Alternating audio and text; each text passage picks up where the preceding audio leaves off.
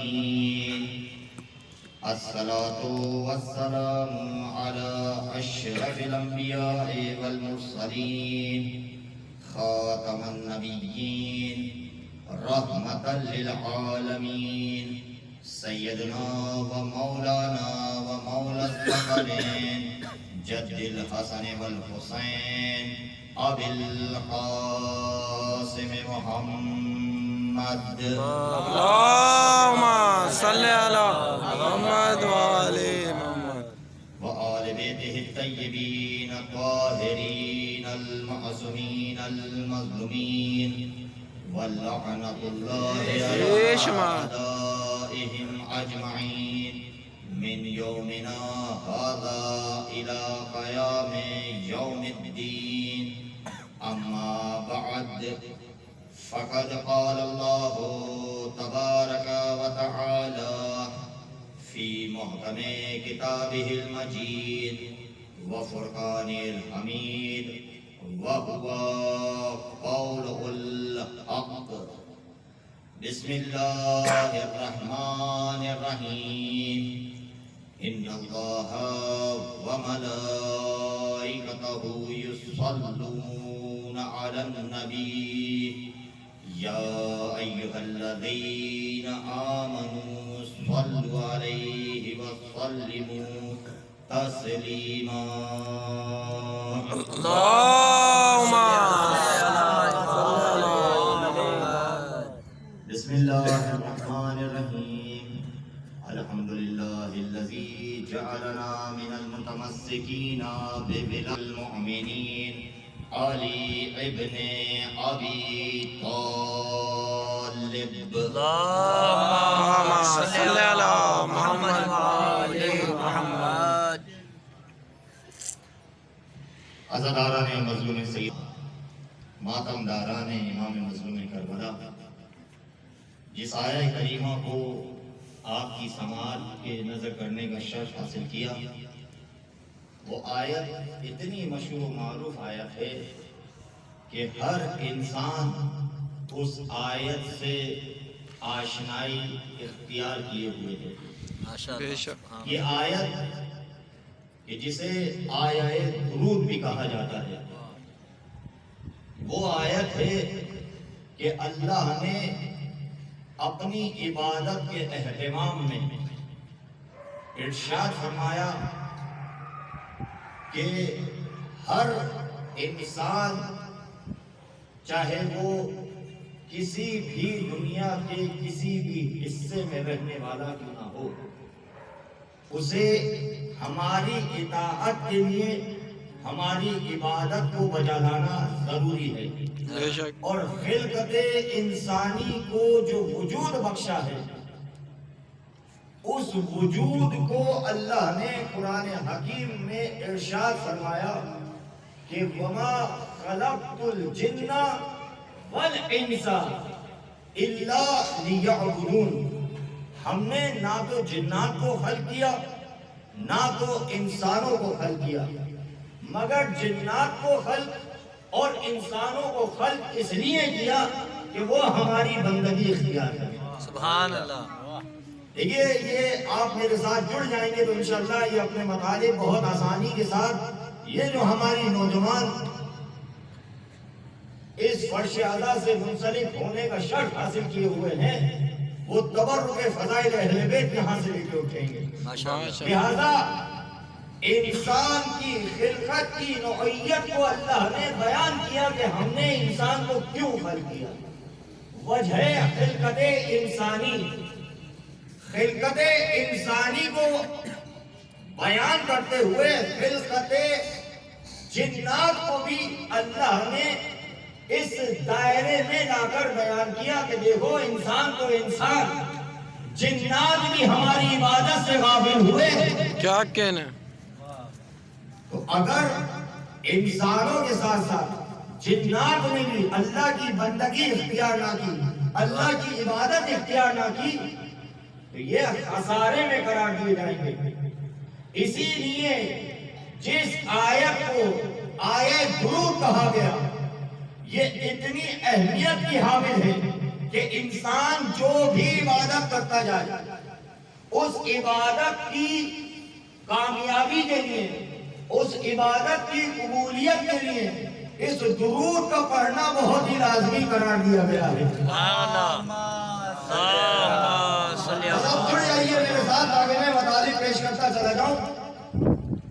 اللہ نے اہتمام عبادت قرار دیا کہ انسان ہماری عبادت کرے، ہماری عبدیت میں آ جائے، انسان ہمارا اطاعت گزار بندہ کہلائے، لیکن ہر عبادت ادھوری عبادت رہے گی کہ جب تک اس عبادت میں درود نہ شامل کیا جائے۔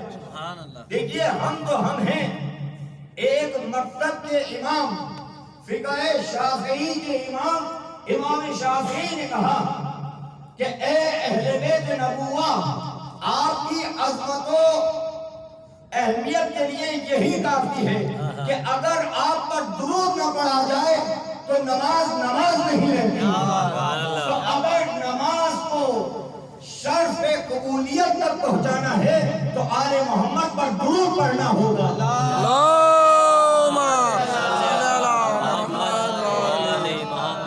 یہ آل محمد پہ درود پڑھنا ہوگا۔ یہ درود ہے کیا کہ جو ہم اللہ کی عبادت کرتے ہیں اور آل محمد پر درود پڑھتے ہیں، محمد مصطفیٰ اور ان کی آل پاک پر درود بھیجتے ہیں۔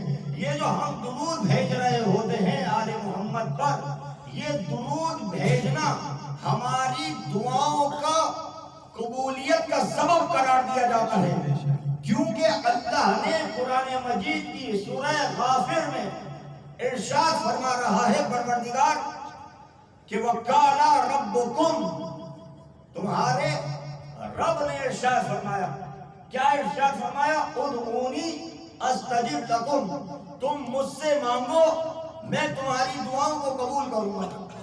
یہ قرآن کی سورہ غافر کی آیت ہے اور آیت نمبر ہے 60ویں آیت ہے کہ جس میں اللہ نے ارشاد فرمایا وَقَالَ رَبُّكُمْ، کہ تمہارے پروردگار نے ارشاد فرمایا، کیا فرمایا؟ ادعونی استجب لکم، تم مجھ سے مانگو میں تمہاری دعاؤں کو شرف قبولیت تک پہنچاؤں گا۔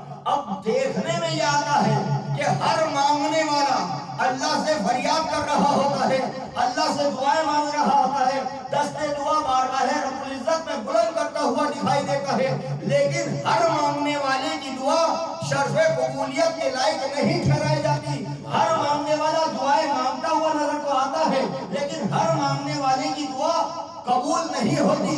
تو بھئی ہر مانگنے والے کی دعا قبول کیوں نہیں ہوتی جبکہ اللہ فرما رہا ہے کہ تم مجھ سے مانگو میں تمہاری دعاؤں کو قبول کروں گا؟ تو پھر بھی دعائیں قبول کیوں نہ ہوں؟ تو پتا چلا دعائیں قبول اس لیے نہیں ہوتی کہ جب تک دعا مانگی جائے اور دعا مانگنے سے پہلے آل محمد پر درود نہ پڑھا جائے تو وہ دعا ادھوری دعا رہ جاتی ہے۔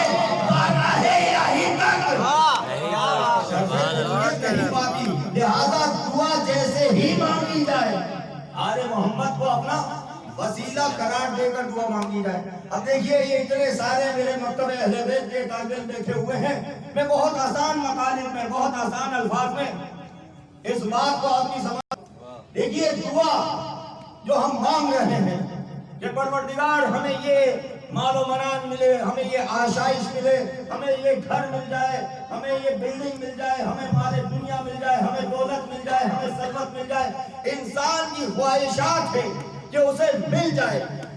بھائی جڑے آئیے گا میرے ساتھ، بسم اللہ بسم اللہ۔ انسان کی خواہش ہے کہ اسے مل جائے، مال و منال مل جائے، عزت مل جائے، دولت مل جائے، شہرت مل جائے، گھر بار مل جائے، بس انسان کی خواہش یہ ہے کہ اسے مل جائے۔ لیکن واحد مکتب اہل بیت کے چاہنے والے ہیں کہ وہ اس در سے متمسک ہو کے یہ اعلان کرتے ہوئے دکھائی دیتے ہیں کہ جو آل محمد کا چاہنے والا ہے وہ در آل محمد پہ آ کے اہل بیت کے در سے متمسک ہو جائے، اسے عزت نہیں ملے گی، شہرت نہیں ملے گی، گھر نہیں ملے گا، ہر چیز اسے۔ اب آپ رات کے عالم میں اتنی روشنیوں میں بیٹھے ہوئے ہیں. یہ آپ لائٹیں دیکھ رہے ہیں، یہ لائٹ اس وقت تک، یہ بلب اس وقت تک کارآمد نہیں ہوگا کہ جب تک اس کا کوئی کنیکشن نہ ہو. وجہ ہے آپ کی. بسم اللہ. دیکھیے آپ بلب لگاتے ہیں، لیکن اس بلب کو روشن کرنے کے لیے آپ اس کے کنیکشن کو جوائن کرتے ہیں. آپ بٹن لگاتے ہیں، بٹن لگانے کے باوجود بھی یہ بلب اس وقت تک کارآمد نہیں ہوگا، اس وقت تک روشنی نہیں دے گا کہ جب تک اس میں کرنٹ نہ داخل کیا جائے گا. یہ بہت آسان لفظوں میں بیان کر رہا ہوں. یہ بلب اس وقت تک روشن نہ ہوگا کہ جب تک اس میں کرنٹ میسر نہ ہوگا. تو بھائی دعا کا فلسفہ بھی یہ ہے کہ جب تک آپ دعا مانگتے رہیں لیکن آل محمد کو وسیلہ نہ بنائیں، وہ دعا شرف قبولیت کی حامل نہ ہوگی. یہ دعا ہے مثل بلب کے، اور کرنٹ جو ہے وہ ہے آل محمد کی ذات. جب تک اس میں دعا میں کرنٹ نہ پیدا کیے گا، یہ دعا لائٹ قبولیت قرار نہ دی پائے گی. اس میں یہ دعا کا فلسفہ ہے کہ ہم دعائیں مانگیں. ہمارے ائمہ نے بے شمار دعائیں ہمارے پاس کتب کے ذریعے سے ہمارے پاس موجود ہے کہ ہم اس سے استفادہ کرتے ہیں. یہ دعا اصل میں اگر ظاہری عینک سے دیکھا جائے تو یہ دعا نظر آتی ہے، لیکن اگر بصیرت کے ساتھ دیکھا جائے تو اہل بیت کا کرم نظر آتا ہے. ان دعاؤں کے ذریعے سے اللہ نے اب اور معبود کے درمیان جو رابطہ قائم ہونا چاہیے وہ اہل بیت نے قائم کر کے بتایا کہ دیکھو تم اپنے پروردگار کو کس طرح سے راضی کر سکتے ہو، تم اپنے خدا سے کس طریقے سے راز و نیاز کر سکتے ہو. یہ دیکھنے میں تو دعا ہے، لیکن یہ دعائیں جو ہیں جو مفاتی میں ملتی ہیں، جو وظائف الابرار میں ملتی ہیں، جو دیگر کتب دعائیہ میں ملتی ہیں، یہ تمام دعائیں ظاہری طور پر دعائیں دکھ رہی ہوتی ہیں، لیکن یہ دعائیں فضیلت اہل بیت کا لبادہ اوڑھی ہوئی ہے. کہ جب آپ ان دعاؤں کو پڑھتے چلے جائیں گے تو آپ کے مراتب خود بخود بڑھتے چلے جائیں گے. لہذا کائنات میں امیر المومنین مولائے کائنات حضرت علی بے شمار دعائیں ہم تک پہنچائی ہیں، اور انہی دعاؤں کے ذریعے سے انسان اپنے خدا کو راضی کر سکتا ہے. تو دیکھیے جس علی نے ہمیں معرفت کرائی کہ دعا اس طریقے سے مانگو، اسی علی نے اس نور کو جو آج پوری دنیا میں الیکٹرانک نور کہلاتا ہے، جو الیکٹرانک ہے، جو روشنی ہے، جو لائٹ ہے، اس کا وجود ہم تک کہاں سے آیا؟ ہم تک الیکٹرانک یہ جو لائٹ ہے، یہ ٹیکنالوجی ہے، یہ ہم تک کہاں سے پہنچی؟ یہ کہیں اور سے نہیں پہنچی، یہ وہیں سے پہنچی کہ جس نے خدا کی معرفت ہمیں کرائی ہے. اسی علی نے اس الیکٹرانک کے بارے میں ہمیں بتایا، اس لائٹ کے بارے میں ہمیں متنبع کیا. مولائے کائنات پانی کے ٹھاٹے مارتے ہوئے سمندر کو دیکھ رہے ہیں کہ علی کے چاہنے والے کمبر نے آگے پوچھا کہ مولا آپ سمندر کو اتنی غور سے کیوں دیکھ رہے ہیں؟ تو مولا نے فرمایا میں اس سمندر کو غور سے اس لیے دیکھ رہا ہوں کہ میں اس سمندر میں نور دیکھ رہا ہوں. کیا کہنے میں اس سمندر میں نور کو دیکھ رہا ہوں، میں روشنی کو دیکھ رہا ہوں. تو دیکھیے جس علی نے سمندر کے ذریعے سے نور کا پتہ کیا کہ دیکھو سمندر میں روشنی ہے، سمندر میں نور ہے، تو انسان اس سے پہلے نہیں جانتا تھا کہ پانی سے بجلی کا وجود حاصل کیا جاتا ہے. پانی تو تھا لیکن علم نہ تھا کہ اس سے روشنی پیدا کی جا سکتی ہے، اس سے نور حاصل کیا جا سکتا ہے. اس لیے کہ جو معرفت کرا رہا تھا خود اس کی دنیا کو معرفت نہ تھی. کیا بات ہے. جب اس علی کی معرفت نہ تھی تو انسان جس پانی کو پانی سمجھ رہا تھا جس پانی کو صرف آب حیات سمجھ رہا تھا، علی نے معرفت کرائی کہ یہ پانی صرف پانی نہیں ہے، یہ نور کا مرکز ہے، لہذا آج جو ہم روشنی دیکھ رہے ہیں یہ مولا کائنات کی بدولت ہے، تو جس کی بدولت دنیا میں روشنی ہو اس ذات کا نام ہے علی بن ابی طالب۔ لہذا مولا کائنات کو کائنات کے حبیب نے رسول خدا نے شب ہجرت فرمایا، یا علی آپ میرے بستر پہ سو جائیے۔ اب تمام کتب شاہد ہیں کہ کائنات کے حبیب نے مولا کائنات سے فرمایا، یا علی آپ میرے بستر پہ سو جائیے۔ علی کو سونے کا حکم دیا، لیٹنے کا حکم نہیں دیا۔ یہ نہیں کہا کہ یا علی آپ میرے بستر پہ جا کے لیٹ جائیے، بلکہ کائنات کے حبیب نے فرمایا، یا علی آپ میرے بستر پہ جا کے سو جائیے۔ دیکھیے جب کائنات کے حبیب نے یہ کہا کہ یا علی آپ میرے بستر پہ جا کے سو جائیے، تو تاریخ میں یہ بھی ملا کہ مولا کائنات نے رسول خدا سے فرمایا کہ اے حبیب خدا، کیا میرے سونے سے آپ کی جان بچ جائے گی؟ یہ جڑ جائے گا میرے ساتھ۔ کائنات کے حبیب سے مولا کائنات نے فرمایا کہ یا رسول اللہ، کیا میرے سونے سے آپ کی جان بچ جائے گی؟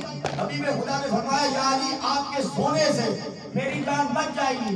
علی شب ہجرت بستر رسول پہ سوئے، نبی ہجرت پہ گئے، رسول کی جان بچائی۔ تو اب ایک طبقہ یہ اعتراض کرتا ہوا دکھائی دیتا ہے کہ علی تو نجف میں سو رہے ہیں، تم یا علی مدد کہتے ہو، تم علی کو مدد کے لیے پکارتے ہو، تم علی کو مشکل کشائی کے لیے آواز دیتے ہو، تم استغاثہ کرتے ہو، علی تو نجف میں سو رہے ہیں، وہ تمہیں کیسے بچائیں گے؟ بھئی ایسے ہی بچائیں گے جیسے نبی کو بچایا۔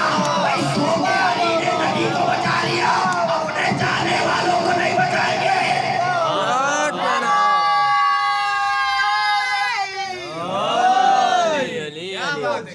وہ طبقہ اعتراض کرتا ہے کہ علی تو سو رہے ہیں، علی کیسے بچائیں گے؟ بھئی ایسے بچائیں گے کہ جیسے نبی کو بچایا۔ اسی لیے تو نبی نے کہا تھا، یا علی سو جاؤ تاکہ آنے والی امت کو یہ پیغام مل سکے، جو علی سو کے نبوت بچائے وہ علی سو کے اپنے جانے والوں کو۔ مل کے سلوات پڑھیں محمد والے محمد۔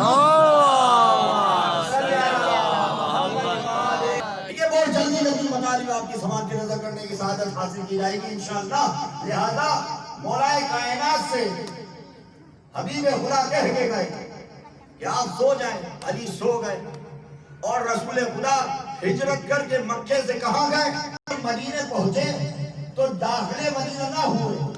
اب جڑ جائیے گا میرے ساتھ، یہ تاریخ کے اہم مطالب آپ کی سماعت کی نظر کر رہا ہوں کیونکہ یہاں پہ اسٹوڈنٹ زیادہ بیٹھے ہوئے ہیں۔ رسول خدا ہجرت کے بعد مدینے میں داخل نہ ہوئے، بلکہ ایک مقام پر جو مدینے سے پہلے ہے وہاں پر آپ نے قیام کیا، اور قیام کرنے کے بعد علی کا انتظار کیا۔ یہ میں دیکھ رہا ہوں کہ آپ کتنے بیدار ہیں۔ رسول خدا نے مدینے میں داخلہ نہیں کیا کہ جب تک علی نہ آ گئے۔ علی آئے، علی کے ساتھ رسول خدا مدینے میں داخل ہوئے۔ اس وقت تک رسول خدا مدینے میں داخل نہ ہوئے کہ جب تک علی نہ آئے۔ علی کا انتظار کیا تو اس سے رسول خدا نے یہ بھی بتایا کہ دیکھو میں ہوں شہر علم، علی ہے اس کا دروازہ، انا مدینۃ العلم وعلی بابھا۔ کوئی شریف انسان دروازے سے ہی داخل ہوتا ہے جب تک شہر کا دروازہ نہ آ جائے۔ رسول خدا داخل ہوئے، مل کے صلوات پڑھیں محمد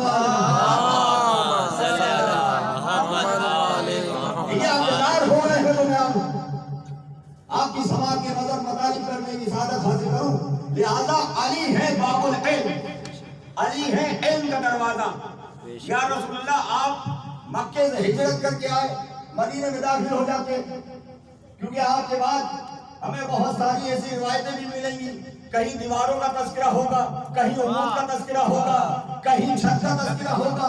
بھائی کائنات کے حبیب بتانا چاہتے تھے دیواریں کتنی ہی بن جائیں، عمود کتنے ہی بن جائیں، شامیانے کتنے ہی بن جائیں، رسول جائیں گے تو علی کے ساتھ جائیں گے۔ تو اس سے یہ بھی سمجھایا کہ آنے والی نسلوں کو کائنات کے حبیب نے پیغام دیا کہ میں رسول ہو کے علی کے بغیر مدینے میں نہیں جا سکتا، تو تم علی کے بغیر جنت میں کیسے جا سکو گے؟ سبحان اللہ سبحان اللہ۔ میرے کے سلوات پڑھے محمد والے محمد۔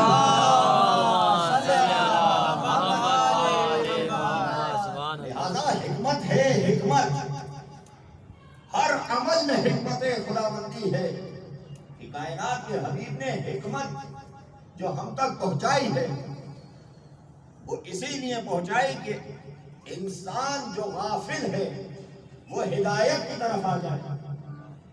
کائنات کے حبیب نے پیغام نماز مکے میں دیا۔ اب مکے میں جو کائنات کے حبیب نے اعلان نبوت کے بعد 10 سال زندگی کے گزارے، وہ 10 سال کائنات کے حبیب نے نماز ہی نماز کے لیے گزارے۔ حکم نماز آپ کو مکے میں ملے گا کہ نماز قائم کرو، لیکن مکے میں آپ کو اذان کا حکم نہیں ملے گا۔ مکے میں آپ کو حکم نماز ملے گا، حکم اذان نہیں ملے گا۔ لیکن جب آپ مکے سے ہجرت کر کے مدینے آئے تو مدینے میں آپ نے حکم اذان دیا کہ اذان بھی کہی جائے۔ اب آپ جڑ چکے ہیں یا نہیں جڑ چکے؟ دیکھیے مکے میں آپ کو حکم اذان نہیں ملے گا، حکم نماز ملے گا۔ مکے میں نماز تھی، اذان نہیں تھی۔ ادھر مدینے آئے ہجرت کر کے، اب جب ہجرت کر کے مدینے آئے تو آپ کو حکم اذان بھی ملا، حکم نماز بھی ملا کہ اب اذان سے نماز سے پہلے اذان بھی دی جائے۔ لیکن مکے میں آپ کو اذان نہیں ملے گی۔ اب کیا کہیے کہ جو حکم بعد میں آیا وہ پہلے دیا جاتا ہے۔ بھائی اذان کا حکم آیا ہے بعد میں، اذان کا حکم مدینے میں آیا ہے، مکے میں ہے آپ کے پاس نماز، لیکن حکم اذان آپ کے پاس مکے میں نہیں ہے۔ مدینے میں آپ کو حکم اذان ملے گا۔ اب جو بعد میں حکم دیا گیا ہے اذان کا وہ پہلے دیا جاتا ہے، اور جو پہلے نماز تھی وہ بعد میں پڑھی جاتی ہے۔ اب یہ نماز جو ہے یہ ہے واجب، اذان جو ہے یہ ہے مستحب۔ تو آپ جو کہتے ہیں کہ نبی افضل یا نبی سے پہلے والے نبی افضل، تو ان کے لیے یہی احکام دیا گیا کہ سابقہ نبی جو ہیں وہ مثل اذان کے ہیں اور نبی جو ہیں وہ مثل نماز کے ہیں۔ لہذا حکم نماز جو ہے وہ ہے واجب، حکم اذان جو ہے وہ ہے مستحب۔ اب اذان کا کام ہے نماز کے لیے بلانا، اسی لیے ہر نبی نے آ کے آخری نبی کی نبوت کی پیشن گوئی کی کہ ہمارے بعد ایک نبی آئے گا۔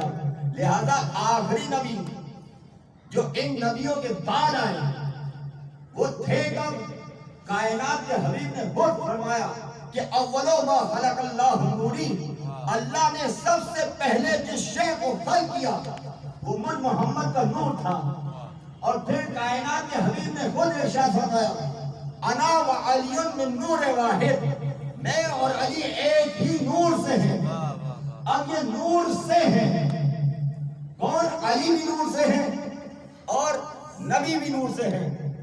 اب دیکھیے دنیا نے نبی کو اپنے جیسا مانا کہ نبی ہم جیسا، اور انہوں نے نبی کو اپنے جیسا جو مانا تو یہ ابو ہریرہ کی روایت سے نہیں مانا بلکہ قرآن کی آیت سے مانا۔ اور قرآن کی آیت پیش کر کے کہا کہ دیکھو قرآن کی آیت ہے کہ انا بشر مثلکم، میں تمہارے جیسا بشر ہوں۔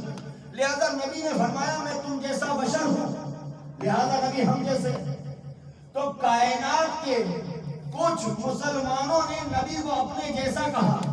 بھائی انسان نے نبی کو اپنے جیسا کہا کہ نبی ہم جیسے ہیں، نبی معاذ اللہ نور کے نہیں ہیں، لیکن نبی فرما رہے ہیں اول ما خلق اللہ نوری، میں سب سے پہلے خدا نے جس چیز کو خلق کیا وہ مجھ محمد کا نور تھا، تو نبی خود فرما رہے ہیں کہ میں نوری ہوں، اور کائنات کے لوگ امتی فرما رہے ہیں کہ نبی ہم جیسا۔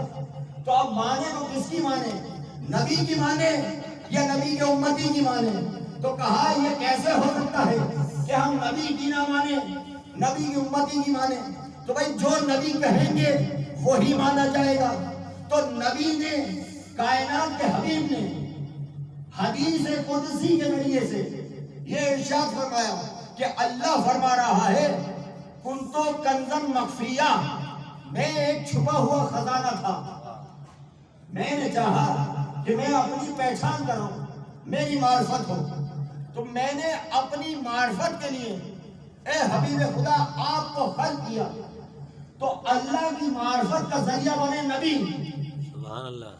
اور نبی نے فرمایا لولا کا لما خلقت الافلاق، اگر ہم دنیا میں خلق نہ کیے جاتے تو اللہ روئے زمین و آسمان کی کوئی شے کو خلق نہ کرتا، یعنی زمین و آسمان کی ہر شے کا وجود نبی کی ذات کی بدولت ہے، کائنات کے حبیب کی ذات کی بدولت ہے۔